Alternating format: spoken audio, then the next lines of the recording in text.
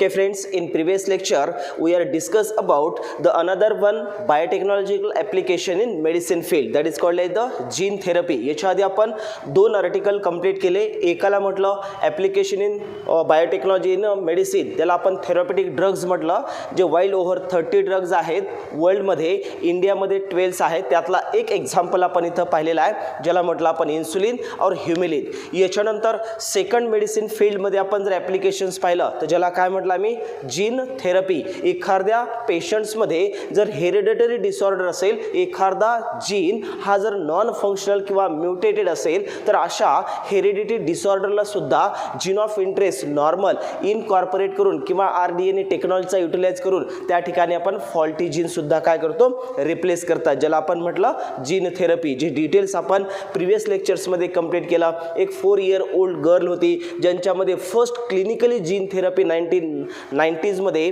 ज्या ठिकाणी bone marrow transplant करून त्या ठिकाणी इम्युनिटी सिस्टम्स काय केली, आपण बूस्टअप केली, तर त्याला काय म्हटलं आपण जीन थेरपी. आज आपल्याला स्टडी करायचा आहे last article biotechnological application in medicine मधील. काय म्हटलं आपण त्याला, पहा, मॉलिक्युलर डायग्नोसिस.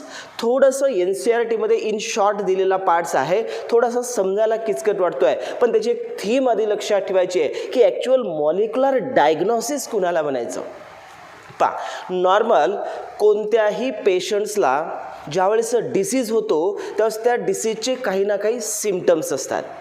मग त्या सिम्पटम्सच्या बेसिसवर आपण बायोलॉजिकल सोर्सेस सारखे बायोलॉजिकल जे सॅम्पल्स असतात त्या पेशंट्समधून आपण आयसोलेट करतात आणि त्याच्या पॅथॉलॉजिकल टेस्ट घेतात आणि पॅथॉलॉजिकल टेस्टमध्ये जे डिटेक्ट झालेले आम्हाला पॅथोजन्स असतील याच्यानंतर आपण त्याला ट्रीटमेंट स्टार्ट करतात. तर या दोन गोष्टीमधलं एक थोडंसं वाक्य लक्षात ठेवायचं आहे की ज्यावेळेस एखाद्या डिसीजला बॉडीमध्ये सिम्पटम्स यायला वेळ लागतो, याच्या आधी जर अर्ली डायग्नोसिस करायचं असेल तर इथं आम्हाला रिकॉम्बिनंट DNA टेक्नॉलॉजीचा उपयोग करायचा आहे किंवा बायोटेक्नॉलॉजीचा उपयोग करायचा आहे. पहा, दोन गोष्टी सिंपल. एक कन्व्हेन्शनल मेथड आहे. नॉर्मल आपण कधीही जर आपण हॉस्पिटलाइज झालात तर त्यावेळेस आपल्याला सुरुवातीला कोणता डिसीज आहे ह्याच्यासाठी काही ब्लड सॅम्पल्स घेतले जातात, काही युरिन सॅम्पल्स केले जातात, काही एक्सरेज काढले जातात आणि त्यांच्यानंतर त्या डिसीजचे सिम्पटम्स त्यांच्यात जर पॉझिटिव्ह असेल तर त्यांच्यानंतर त्यांना काय करतो, आपण त्या डिसीजची ट्रीटमेंट द्यायला लागतात. पण तोपर्यंत बॉडीमध्ये व्हायरस असेल किंवा पॅथोजन म्हणून त्याला आपण बॅक्टेरिया असेल, यांचं जे प्रमाण आहे ते प्रमाण खूप साऱ्या प्रमाणामध्ये, याला कॉन्सन्ट्रेशन म्हणून आपण, खूप सारं कॉन्सन्ट्रेशन हे पॅथोजनचं बॉडीमध्ये हे इन्क्रीज झालेलं असतं, ज्यांच्यामुळं काही डिसीजेसला अर्ली स्टेजमध्ये जर डिटेक्ट केलं तर त्याला प्रॉपर ट्रीटमेंट आहे. पण काही डिसीजेसला ज्यावेळेस लास्ट स्टेजमध्ये आल्यानंतर जर त्याला ट्रीटमेंट दिलं, इट इज द डिफिकल्ट. म्हणून कन्व्हेन्शनल जी मेथड आहे, जी ट्रॅडिशनल मेथड आहे, ती ट्रॅडिशनल मेथड म्हणजेच urine sample, blood sample, x-rays आणि त्यांच्यानंतर ट्रीटमेंट. तर या मेथडशिवाय बायोटेक्नॉलॉजीनं एक मॉलिक्युलर लेवलचं डायग्नोसिस स्टडी केलेलं आहे किंवा मॉलिक्युलर डायग्नोसिसमध्ये काही टेस्ट आहेत की ज्यांच्यामध्ये बॉडीमध्ये कुठलेही सिम्पटम्स नसताना जर सस्पेक्टेड असेल तर अशा वेळेस जर आपण आपल्या मॉलिक्युलर लेवलला टेस्ट केलं तर आपल्या बॉडीमध्ये इन्फेक्शन आहे किंवा नाही आहे हा 100% पॉझिटिव्हली रिपोर्ट त्या ठिकाणी यायला लागतो, ज्याला काय म्हणतो आपण मॉलिक्युलर डायग्नोसिस. फॉर एक्झाम्पल, एखाद्या पेशंट्समधले एखाद्या डिसीजचे कुठलेही सिम्पटम्स नाही आहेत पण त्याला इन्फेक्शन आहे. इन्फेक्शन असल्यानंतर जर त्यांचा आपण टेस्ट घेतला आणि ते टेस्ट कोणत्या लेवलला घेतलं, ते मॉलिक्युल लेवलला घेतली जाते. तर मॉलिक्युल लेवलची टेस्ट म्हणजेच इथं आपल्याला NCERT मध्ये 4 वाक्य मेन्शन्स केलेत. पहा, एक आहे PCR. पहिला कोणता दिलेला आहे, पहा, या ठिकाणी मॉलिक्युलर लेवलला टेस्ट घ्यायची असेल तर एक PCRचा उपयोग केला जातो. दुसरा आहे इलायझा, त्याला काय म्हटलं आपण, पहा, E for enzyme linked immuno. आता या ठिकाणी इलायझाचं स्पेलिंग लक्षात ठेवायचं, लॉंग फॉर्मवर क्वेश्चन्स आलेला आहे. E means enzyme linked immunosorbent assay, that is called the ELISA. Questions विचारलेला आहे. ELISA stands for PCR, stands for PCR आपण याच्याआधी डिस्कस केला आहे. काय म्हटलं आपण त्याला, पॉलिमरेज चेन रिॲक्शन. दुसरा इलायझा. त्यानंतर या ठिकाणी आहे प्रोब. तिसरा या ठिकाणी कोणता दिला आहे, प्रोब. हाही आपण पाहिलेला आहे. प्रोब कशाला म्हणतो आपण, ज्यावेळेस आपण ह्युमन जिनोम प्रोजेक्ट आणि त्यांच्यामध्ये DNA फिंगरप्रिंटिंगमध्ये पाहिलं तर त्या ठिकाणी एक प्रोब शब्द आला होता. प्रायमर वेगळा, प्रोब वेगळा. प्रोबमध्ये रेडिओ ॲक्टिव्ह आयसोटोप्स हा एखाद्या ॲटम किंवा मॉलिक्यूलला हा रेडिओ ॲक्टिव्ह लेबल केलं जातं, त्यावेळेस त्याला टर्म का वापरतो आपण, प्रोब. आणि ॲटो रेडिओग्राफी ज्याला आपण टर्म दिले पहा, ॲटो रेडिओग्राफी या सर्व टेक्निकचा उपयोग हा मॉलिक्युलर डायग्नोसिसमध्ये केला जातो. ॲक्च्युअल इथं डिस्कशन्स तुम्हाला या PCR आणि इलायझाचं दिलेलं आहे. प्रोब आणि ॲटो रेडिओग्राफी ही पूर्वीची मेथड आहे, पण NCERTमध्ये अजून ती मेन्शन आहे. तर पहिलं वाक्य लक्षात ठेवा, मॉलिक्युलर लेवलला डायग्नोसिस करताना PCRचा काय युटिलाइज केला जाईल. PCRला आपण पाहिलं पॉलिमरेज चेन रिॲक्शन्स, किती स्टेपमध्ये PCR कंप्लीट होतं, 3. फर्स्ट स्टेप कोणती आहे, डिनॅचरेशन, दुसरी कोणती आहे, एनेलिंग, आणि तिसरं आहे त्याला म्हणतो आपण एक्सटेन्शन्स किंवा ॲक्च्युअल त्याला काय म्हटलं आपण, मल्टिप्लिकेशन. तर एनेलिंग असेल किंवा त्या ठिकाणी ज्यावेळेस DNAचं सॅम्पल हे लो अमाऊंट किंवा लेस अमाऊंट ऑफमध्ये असेल तर त्याचा within fractions time multiple copies clone तयार करतो आपण, त्याला काय म्हणतो आपण, PCR. मॉलिक्युलर लेवलला एखाद्या ऑर्गॅनिझममध्ये एखादं प्रोटीन किंवा एखादा पॅथोजन किंवा त्या पॅथोजनचं जेनेटिक मटेरियल, व्हायरस असेल किंवा एखादा बॅक्टेरिया असेल, याला आपण म्हटलं पॅथोजन. जो फॉरेन पॅथोजन आपल्या बॉडीमध्ये एंट्री करतो त्यावेळेस त्या पॅथोजनचं जे जेनेटिक मटेरियल आहे ते जर इनिशियली लो अमाऊंटमध्ये असेल तर बॉडीमध्ये कुठलेही सिम्पटम्स येणार नाहीत. पण असं जर बायोलॉजिकल सॅम्पल किंवा ब्लड सॅम्पल पाहण्याच्या आधी जर आपण त्या ठिकाणी मॉलिक्युलर लेवलला PCRमध्ये यांचं मल्टिप्लिकेशन्स करून पाहिलं तर आपल्याला नक्कीच माहीत होईल की त्यांच्यामध्ये सिम्पटम्स येण्याच्या आधी डिसीज आहे किंवा नाही आहे. याला सिम्पल फॉर्ममध्ये PCRमध्ये एखाद्या इन्फेक्शियस एजंटचा मल्टिप्लिकेशन हे विदिन शॉर्ट टाईम पिरियडमध्ये पाहिलं तर त्यांच्या मेनी कॉपीज तयार होतात, आणि मेनी कॉपीज नंतर जर आपण ते सॅम्पल हे युरिन किंवा याच्यामधून जर आपण ते आयसोलेट केलं तर ते सिम्पटम्स आपल्याला दिसायला लागतील. साधा आणि सरळ. PCRमध्ये एखादा DNA मॉलिक्यूल घेतला तर आपण त्याचे 2 स्टँड तयार करतात, 2चे नंतर 4, 4चे 8, 8चे 16, म्हणजेच काय करतो आपण, ॲम्प्लिफिकेशन ऑफ DNA. इमॅजिन करा एखाद्या व्हायरसचं जेनेटिक मटेरियल DNA किंवा RNA आहे, जो पॅथोजन आहे, जो एंट्री कुणामध्ये करतो, पेशंटच्या बॉडीमध्ये किंवा त्या बॉडीमध्ये एंट्री केल्यानंतर त्याचं इनिशियल स्टेजला जर कॉन्सन्ट्रेशन व्हेरी लो असेल तर सिम्पटम्स येणार आहेत का, नाही आहे. त्याच पेशंटचं जर युरिन किंवा ब्लड सॅम्पल जर पाहिलं तर ते सुद्धा काय दाखवणार, निगेटिव्ह दाखवतं, कारण ते कॉन्सन्ट्रेशन व्हेरी लो अमाऊंटमध्ये आहे. पण ही जर टेस्ट आपण PCR लेवलला घेतलं तर PCR लेवलमध्ये तो जो DNA असेल किंवा त्यामधील व्हायरसचं इन्फेक्शन असेल तर त्याला रिव्हर्स ट्रान्सक्रिप्शन्सनं तो जेनेटिक मटेरियल तयार करतो आणि तो लो अमाऊंट ऑफमध्ये आहे, लो कॉन्सन्ट्रेशनमध्ये आहे. तर ते सॅम्पल घेतल्याच्या नंतर तो जो DNA आहे त्याचं मल्टिप्लिकेशन आपण कशामध्ये करतो, PCRमध्ये करतात, आणि मल्टिप्लिकेशन्स केल्यानंतर याचं ॲपिरन्स आपल्याला दिसायला लागतं. म्हणजे मॉलिक्युलर लेवलला आपण पहिली ट्रीटमेंट ही PCR डिटेलमध्ये आपण पाहिली आहे, पॉलिमरेज चेन रिॲक्शन. दुसरा पाय या ठिकाणी मेन्शन्स केलेला आहे, इलायझा. इलायझा कुणाला म्हणतो आपण, एन्झाईम लिंक्ड इम्युनोसॉर्बंट एसे. एसे मीन्स याचा इथं असा अर्थ घ्यायचा आहे की एक प्रोसेस अशी आहे की ज्यांच्यामध्ये एन्झाईम लिंक्ड इम्युनिटी सिस्टीमच्या रिलेटेड ही टेस्ट आहे. आता या ठिकाणी इम्युनिटी सिस्टीम किंवा अँटीजन किंवा अँटीबॉडीज हे ज्या टर्म्स आहेत ॲक्च्युअल आपण हेल्थ अँड डिसीजमध्ये खूप डिटेल्समध्ये पाहणार आहेत. इथं थोडंसं वाक्य लक्षात ठेवायचं आहे. इलायझामध्ये एक टेक्निक आहे ज्यामध्ये आपण टर्म्स पाहतात, अँटीजन अँटीबॉडी इंटरॅक्शन. या टेक्निकचा उपयोग करून आपण या ठिकाणी इलायझा टेस्ट पाहतात, ज्यामधील प्रोटीन असेल किंवा ग्लायकोप्रोटीन असेल या मॉलिक्यूलचा आपण डिटेक्शन्स करून इलायझा टेस्ट आपण पॉझिटिव्ह और निगेटिव्ह पाहिलं जातं. इमॅजिन करा एखाद्या डिसीजचा जो मॉलिक्यूल आहे या जनरली इलायझा टेस्ट ही HIV मध्ये पाहिली जातं. एड्स डिसीज ऐकलं असेल तुम्ही किंवा HIV इन्फेक्शन्स ऐकलं असेल, यांच्यामध्ये इलायझा ही टेस्ट घेतली जाते आणि ती अँटीजन अँटीबॉडी इंटरॅक्शन्स हे पाहून एन्झाईम्स लिंक्ड असणारे जे अँटीबॉडीज आहेत यांच्यावरून जो सबस्ट्रेट आहे त्याचा कलर चेंज होतात आणि त्या ठिकाणी ती टेस्ट पॉझिटिव्ह वा निगेटिव्ह पाहिलं जातं. प्रोसिजर काय असते. अँटीजन पहिल्यांदा कशाला म्हणतात हा शब्द लक्षात ठेवा. What is antigen. Antigen means any foreign agents whenever intake in our body and to create the disease, so that is called like the antigen. और that is known as the pathogen. Pathogen आणि antigen हे दोन शब्द पहा. Pathogen कुणाला म्हणतो आपण? Pathogen is the disease causing agent.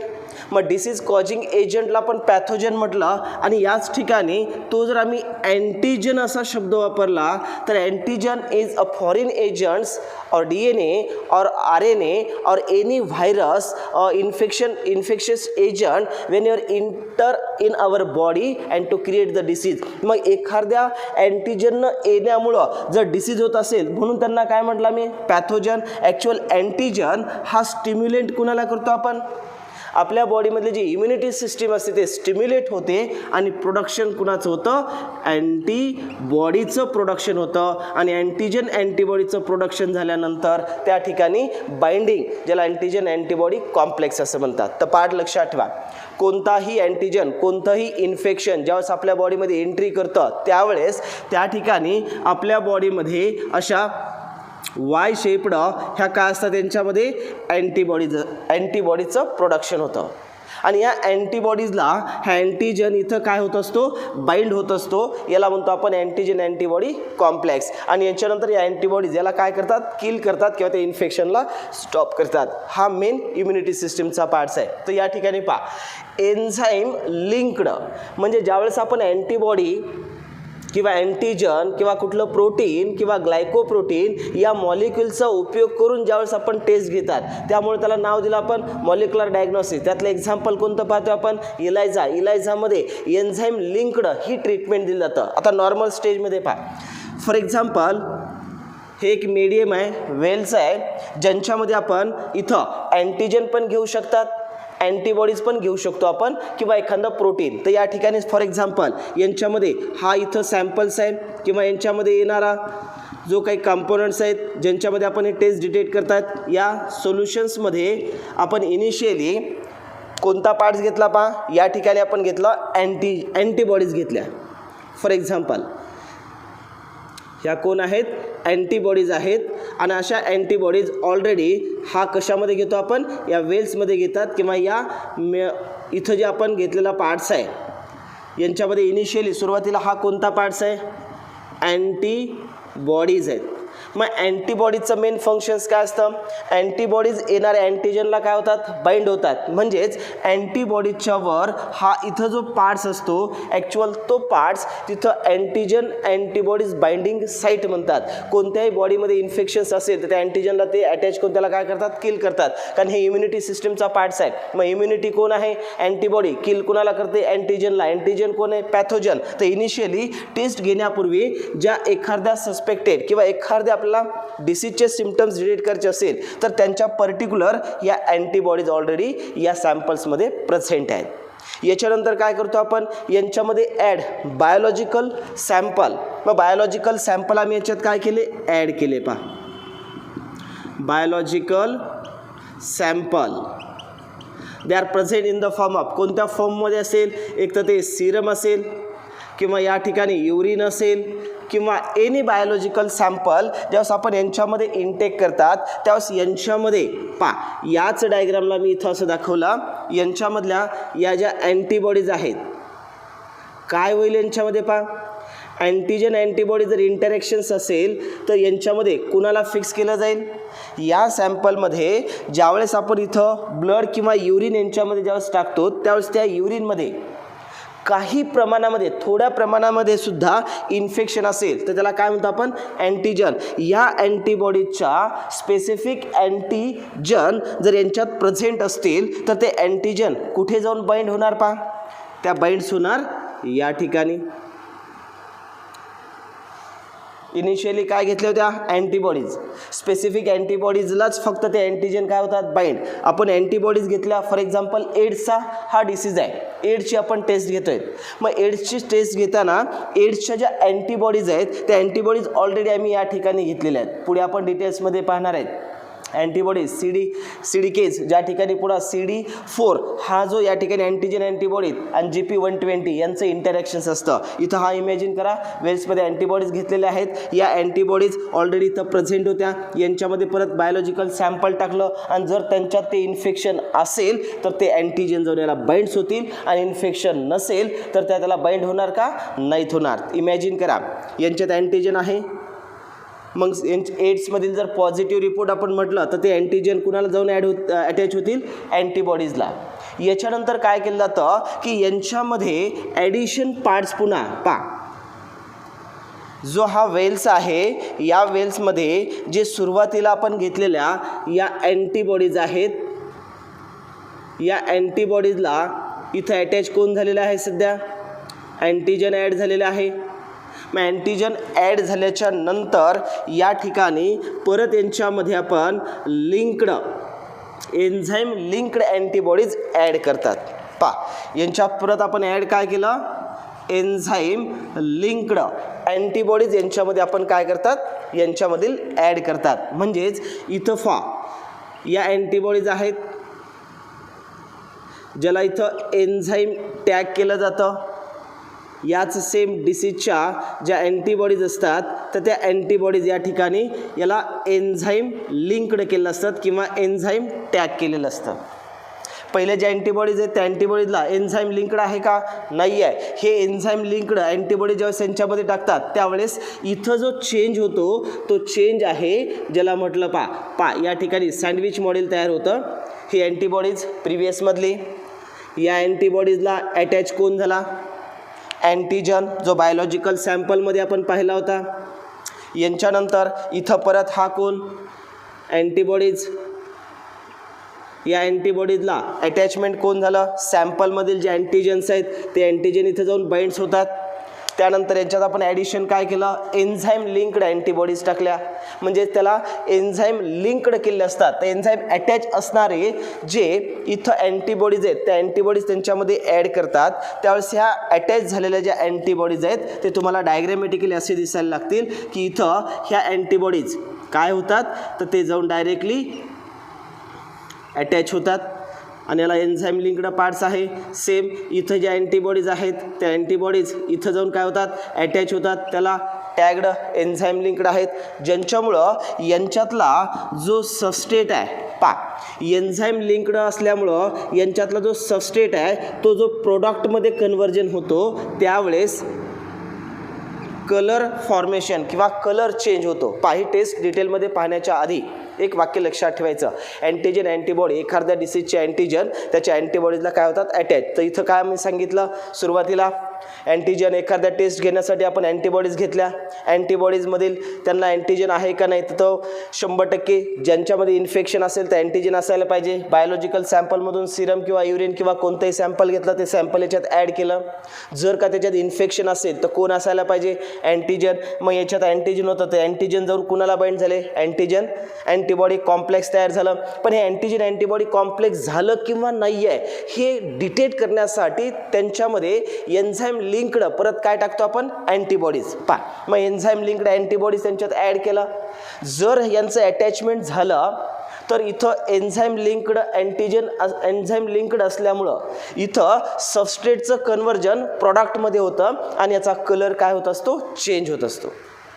आता इमॅजिन करा हा जर या ठिकाणी ॲड केला आणि कुठलाही कलर चेंज होत नसेल आणि त्या ठिकाणी यांचं कॉम्प्लेक्स होत नसेल तर त्या ठिकाणी तो प्रोडक्ट चेंज होईल का? नाही आहे. पण यावेळेस हा जर याला जाऊन अटॅच झाला तर सबस्ट्रेटचं कन्व्हर्जन कशामध्ये होतं? प्रोडक्टमध्ये होतं आणि याचा कलर चेंज होतात आणि ती टेस्ट काय ते? पॉझिटिव्ह ते. मग या ठिकाणी हे जे अटॅच झालेला पार्ट्स आहे ॲक्च्युअलला सँडविच इलायझा असं म्हणतात.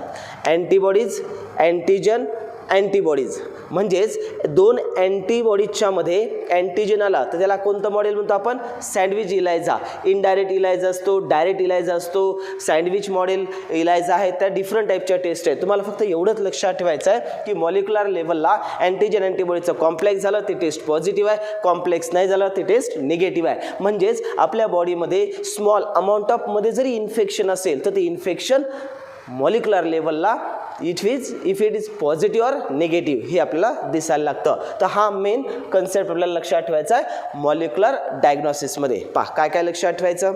Molecular diagnosis is the early or pathophysiological effective treatment in various types of diseases. मग कॅन्सर असेल, एड्स असेल किंवा हेपॅटायटिस असेल, कोणत्याही डिसीजेसमध्ये सिम्टमॅटिक होण्याच्या आधी किंवा त्याचं कॉन्सन्ट्रेशन इन्क्रीज करायच्या आधी जर अर्ली डायग्नोसिस करायचं असेल तर ते कोणत्या लेवलला केलं जातं, मॉलिक्युलर लेवलला. आणि ही टेक्निक कुणी डेव्हलप केलेली आहे, बायोटेक्नॉलॉजीनं. म्हणून व्हेरियस टाईपच्या डिसीजेसला आपण ट्रीट करण्यासाठी या टेक्निकचा उपयोग करतात. आणि त्यांच्यामध्ये प्रॉपरली आपण PCR ही पण टेस्ट पाहतात, इलायझा ही टेस्ट घेतो, प्रोब.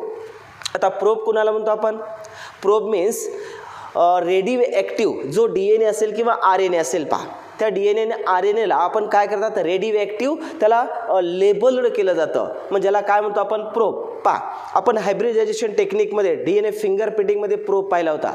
कुणाला म्हणतो आपण, DNA or RNA which having the single standard DNA किंवा सिंगल स्टँडर्ड RNA असेल तर त्याला रेडिओ ॲक्टिव्ह प्रोब करतो आपण आणि त्याचं हायब्रिडायझेशन त्याच्या कॉम्प्लिमेंटरी स्टँडसोबत करतात. आणि जर तो प्रॉपरली हायब्रिडाइज झाला तर कॉम्प्लिमेंटरी बेस पेअरिंग आहे आणि जो अनपेअर्ड असेल तर कॉम्प्लिमेंटरी बेस पेअरिंग नाही आहे. याच्यासाठी आपण प्रोबची टेक्निक युटिलाइज करतात. पहा याच्या आधी आपण एक एक्सपेरिमेंट पाहिलेला आहे, DNA it acts as genetic material. तिसरा एक्सपेरिमेंट कुणी केला होता, करेक्ट, हर्षी आणि चेसनं एक्सपेरिमेंट करताना आपण 2ला प्रोब त्याला आपण रेडिओ ॲक्टिव्ह लेबल केलं होतं. पहा DNA मध्ये आपण फॉस्फरसला काय केलं होतं, P32 हा रेडिओ ॲक्टिव्ह लेबल केला होता.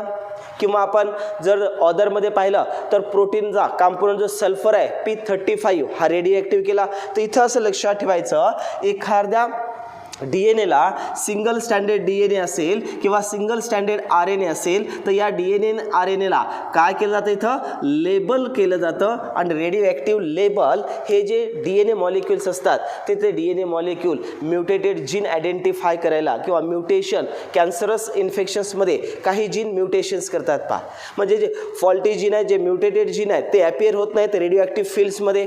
आणि जर तो कॉम्प्लिमेंटरी बेस पेअरिंग असेल तर त्या ठिकाणी त्या प्रोबचा उपयोग केला जातो. तर या ठिकाणी probe is the single standard DNA or RNA which identify to the mutated or non mutated gene in a particular patient. तर याचा उपयोग प्रोब म्हणून केला जातो. ॲटोरेडिओग्राफी फिल्म्समधील यांचा उपयोग हा मॉलिक्युलर लेवलला केला जातो. तर इथं मॉलिक्युलर डायग्नोसिस असेल किंवा जीन थेरपी असेल किंवा त्या ठिकाणी तुमचं इन्सुलिन असेल. तर या पूर्ण आर्टिकलला NCERT नुसार लक्षात ठेवायचं झालं तर आत्तापर्यंत आलेले MCQs लाईन टू लाईन विचारलेले आहेत. त्यांच्यामध्ये डिसीज आणि त्यांची ट्रीटमेंट आणि त्यांच्यामध्ये इन्व्हॉल्व केलेले सर्व नेम्स पॅथोजनचे हे सर्व नावं लक्षात ठेवा आणि याच्यावर तुम्हाला MCQs सॉल्व करता येतील. याच्या प्रिव्हियस इयर्समधले जे नीटला क्वेश्चन्स आलेत ते जर याच्यातले पार्ट्स आपण अंडरलाईन केलं तर एकही क्वेश्चन्स तुमचा जाणार नाही आहे. In short applications of biotechnology in मेडिसिनमधील 3 पार्टला काय काय लक्षात ठेवायचं आहे.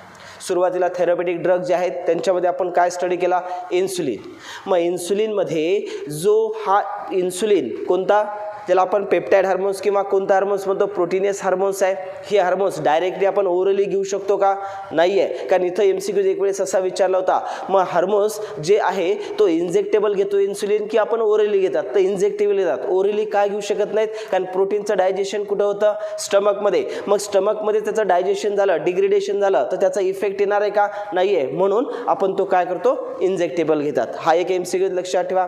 दुसरं, इन्सुलिन ज्यावेळेस म्हटलं तर इन्सुलिनमधील प्रो इन्सुलिन त्यानंतर इन्सुलिनमध्ये पॉलिपेप्टाइड चेन किती असतात, 2. कोणत्या, A आणि B. त्याला आर्टिफिशियली आपण E. कोलायमध्ये सेपरेटली काय करतो आपण, त्याला ग्रोन करतात आणि त्याला डायसल्फाईड बॉन्ड तयार करून इन्सुलिनचं प्रोडक्शन करतात आणि तो मार्केटिंग करतो आपण. इन्सुलिनमध्ये पाहिलं, एखाद्या ऑर्गॅनिझममध्ये हेरिडिटरी डिसऑर्डर असेल तर त्यांच्यामधील फॉल्टी जीनला आपण काय करतात, रिकॉम्बिनेंट DNA टेक्नॉलॉजीने इन्सर्ट करून त्यांच्यामधील तो जीन इनकॉर्पोरेट करता येतो. हा आपण जीन थेरपीमध्ये पाहिला. आणि तिसरं, मॉलिक्युलर लेवलला डायग्नोसिस करायचं आहे म्हणजे मेडिसिन फील्ड्समध्ये जे कन्व्हेन्शनल और ट्रॅडिशनल मेथड्स आहेत, युरिन सॅम्पल किंवा ब्लड सॅम्पल यांच्यामध्ये जोपर्यंत कॉन्सन्ट्रेशन ऑफ पॅथोजन इन्क्रीज होत नाही तोपर्यंत सिम्टम्स पॉझिटिव्ह येत नाहीत. आणि यांच्यानंतर सिम्टम ज्यावेळेस यायला लागतात त्यावेळेस त्यांचं कॉन्सन्ट्रेशन खूप साऱ्या प्रमाणामध्ये झालं असतं आणि it is difficult to treat. त्या पर्टिक्युलर डिसीजला ट्रीटमेंट देण्यासाठी ते डिफिकल्ट लेवलला जाऊन जातं. म्हणून याच्यासाठी एक कन्व्हेन्शनल मेथड सोडून जे न्यू बायोटेक्नॉलॉजीनं मेथड आणलेली आहे ती कोणती आहे, त्याला म्हटलं आपण मॉलिक्युलर लेवलची, ज्यांच्यामध्ये आपण PCR करू शकतात किंवा ज्यांच्यामध्ये आपण इलायझा टेस्ट घेऊ शकतात, अँटीजन अँटीबॉडी लेवलला आपण टेस्ट घेऊ शकतात. ज्याच्या सॅम्पलमध्ये कॉन्सन्ट्रेशन फार कमी असेल तर त्यांना इन्क्रीज आपण PCRली करू शकतात किंवा इलायझामध्ये अँटीजन अँटीबॉडी इंटरॅक्शनच्या टॅगनुसार ही आपण ती टेस्ट पाहिली जाऊ शकतं. तर या ठिकाणी तुमचा बायोटेक्नॉलॉजिकल ॲप्लिकेशन इन मेडिसिनमधल्या तिन्ही आर्टिकल आपले कंप्लीट झालेले आहेत. याच्यानंतर नेक्स्ट व्हिडिओ लेक्चरमध्ये आपण स्टार्ट करतोय transgenic animals. Before started the transgenic animals हा जो पार्ट्स आपण डिस्कस केलेला आहे तोच पाहतोय आपण in brief diagrammatically. Welcome back, guys. In this video tutorial we'll be talking about the enzyme linked immunosorbent assay, or simply known as ELISA. ELISA is one of the very sensitive, very much sensitive technique to detect the presence of antigen or antibody in blood, right? So that's why we use ELISA. It's kind of, this technique is kind of similar to that of RIA, or radial immunoassay. In those radio immunoassay, what we do actually, we use radioisotopes to see the presence of antigen or antibody in the sample. But in this case of ELISA, we use enzyme substrate reaction and the coloration due to the enzyme substrate reaction as a process for identifying the presence of antigen or antibody. Now the major important thing about ELISA is that it is extremely powerful and extremely sensitive, because ELISA can give us the idea of or identification of proteins in picogram level. So that's why really important for all the process. So let's talk about the ELISA as an overview. So what we do in ELISA, let's say you have an infection in your body. In any case, if you have any infection, that means due to any bacteria or fungi or virus, in either cases, our body produces antibody against those infectious agents. Now those infectious agents and their materials that is inside our body are termed as antigen, and to fight against those antigen, our body produces antibody which are specific towards that antigen. Though it's required more time for our body to produce more antibodies against the antigen, but it produces it antibody in higher amount after some time of the infection. So if you find certain types of antibody in your body, that means you have the infection of a particular type. So if we can detect that presence of a particular antibody, we can be sure that the infection is occurring.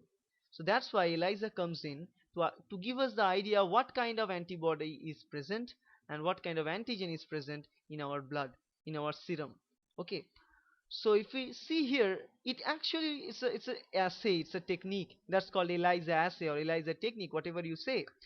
It contains particular some type of glassware sets like this one, as you can see here. This is called as the micro titer plate.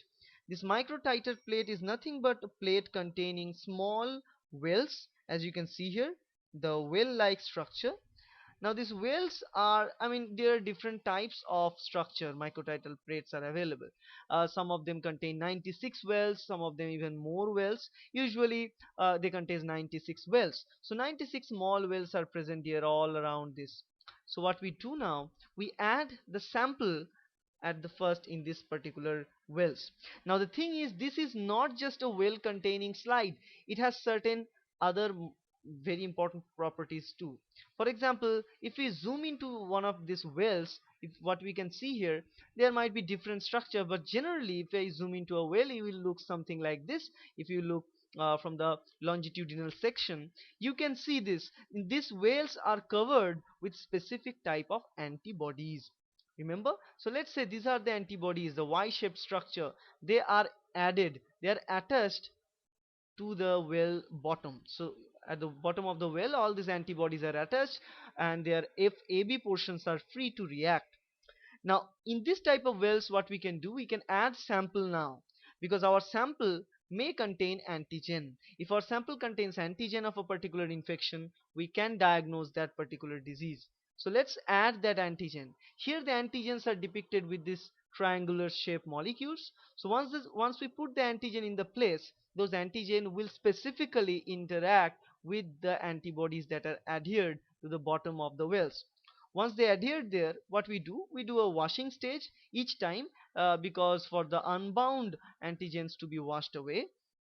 After that, the second and most important part of the reaction is to add another type of antibody which are again specific to those antigens, but this time the antibody contains an enzyme linked with it.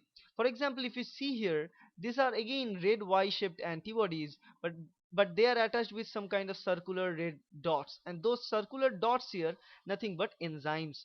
Now these enzymes can interact with particular type of substrate to convert that substrate into a colored product which we can visualize. So now if you see here, now this antibody along with those enzyme linked, they will go and attach to the antigen, right? And then we add substrate here is it's yellow in color, and they'll give some coloration. Due to the coloration we can see the presence of the antigen in those wells. So this is the general process of this is the idea that we use the antigen antibody interaction, and we use this antigen antibody interaction to find out whether the antigen is present in our serum or whether antibody is present in our serum. So there are different types of ELISA. For example, if we look at here, this is the first kind we will be talking about is the indirect ELISA. There is also a thing called as direct ELISA. The previous model that we've seen here is called as the previous model. Remember, this one is called as the sandwich ELISA. Why we'll be talking it later. But in the indirect ELISA, what happens? Let's say this is the well. Whatever we're looking now, right now are the structure of the wells, right? We're not looking at the overall structure of the microtiter plate. But if this is the well, and you see here red dots are present there, so we add the sample into that well. So sample is present into the well. Now the second stage of reaction, what is to add the antibodies. So we add the sample, sorry, actually, okay. Okay, so let's talk about indirect ELISA. In the indirect ELISA, let's see, this is the well.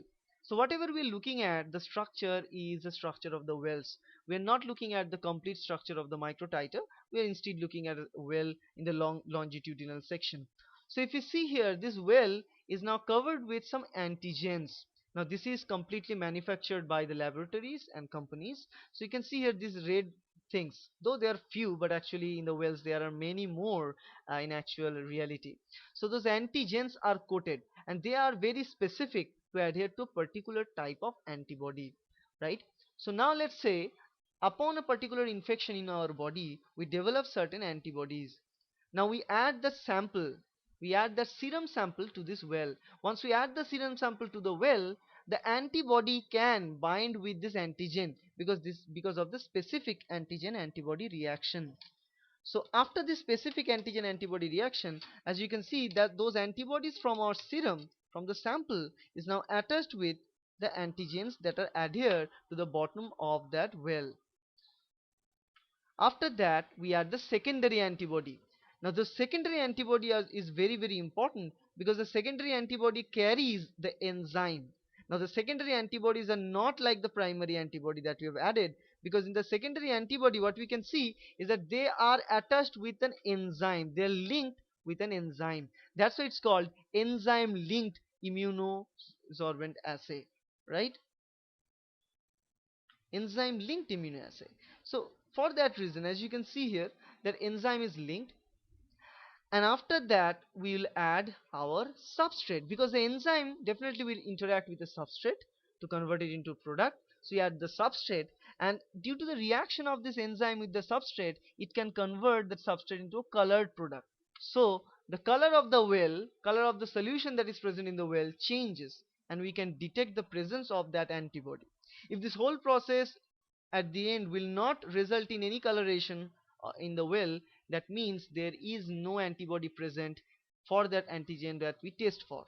Now the thing is, in the laboratory we can create different types of antigens, we can add different varieties of antigen in different wells to produce different specific reaction kits, right? Now this process is called indirect ELISA, because in this case the first antibody, the primary antibody that we use, is not enzyme linked. The secondary antibody is enzyme linked, and that is the anti-primary antibody to react with. So this process of enzyme linked assay is not direct. That means the first antibody that we use is not attached to the enzyme. If the first antibody that we use is attached to the enzyme and it will give us the result, in that case it will be termed as the direct ELISA. But as this process continues with two different antibodies and the second one is an enzyme linked, it is termed as indirect ELISA, because the process of enzyme substrate reaction occurs via the primary antibody. That's why it's called indirect ELISA. Now let's look at another ELISA process, and this is called sandwich ELISA. Sandwich ELISA was taken to determine the presence of antigen in the bloodstream. So if you look at here again, this is the structure of a well. Now this time the structures of well will contain some antibodies adhered to it instead of antigens. So now we add the sample, the serum. It may contain the antigen of a particular disease or may not. Let's say it contains the antigen in red in color. So now the antigen is very specifically bound with those antibodies that are present at the bottom of this well. So after this attachment, the second stage is again addition of the enzyme linked molecule. Again, obviously, as there is an antigen, so definitely to interact with this antigen, we require another specific antigen specific antibody, which will be linked to enzyme. And that's what we add here, the second antibody, not actually in this case the primary antibody, because already the first antibody is adhered to the well, so we don't need to add that. So this is the antibody with enzyme is added. Now we'll add the substrate. Enzyme substrate reaction will take place. It will turn the color yellow again here. After that we can know that yes, the sample that we used definitely contains the antigen that we look for. So that's how we can find out the presence of an antigen in this sandwich ELISA. But in the previous case of indirect ELISA, we know the presence of antibodies. Now let's look at the third type, which is called as the competitive ELISA. This is a slightly different. Actually, if we don't know that which is the particular antigen that is causing a problem or what is the particular antibody that is causing a problem, then we use competitive ELISA to figure out which antigen is causing more problems and which is not. So what we do here in this case, in competitive ELISA, we take the antibody from the patient. Let's say these are the antibody. So what we know is that this competitive ELISA, there can be an antigen attached with antibody, that means the antigen antibody complex, or there sometimes only antibody can be present without any antigen, as you can see in both these cases. Then we add them into the plate. So as we add them inside, what we can see here, this wells that I haven't mentioned, that the thing is the wells that we look for this competitive ELISA, they already contain these antigens, just like the indirect ELISA wells, they also contain antigens. Now remember the previous stage. So actually we should draw something here. So let me draw it because it should be drawn here. So these are some of the antigens that are present at the bottom of these wells. Okay, antigens are present at the bottom. So this is the well looks like in competitive ELISA. But now when we add the serum, it may contain antigen antibody complex like this left hand side one, or the antibody itself. So once we add those inside, then those antibody which are bound with antigen previously are not free to interact with the antigens that are present at the bottom of the well, so they will just float around. But the antibody which was free previously will be able to attach to the antigens that are adhered to the bottom of the well. So once this process is done, we go through a wash tape and then we add the secondary antibody here, which is linked with which is not actually secondary here, it's enzyme linked antibody. Here when we add this enzyme linked antibody, which is also specific, then it can bind with the Fc portion of the first antibody that was from the sample. Now then we add the substrate, and the enzyme substrate reaction we turn the coloration of that well, and we can find the presence of that antibody. So this is the idea of competitive ELISA. We can detect whether the antigen antibody complex is present or only the antibody is present. Though we can also use the complement fixation assay to prove that, but also competitive ELISA can give us the idea. Now, the best thing about ELISA is that it is not only qualitative. As you can see, we can detect the presence of antigen, we can detect the presence of antibody. But the best thing about ELISA is that it is quantitative in nature. That means we can actually tell how much antibody is present in the sample, how much antigen is present in the sample for a particular disease, and that is the most important point. So what we can do here, if you look at the wells of ELISA, if we go and start looking at the wells of ELISA,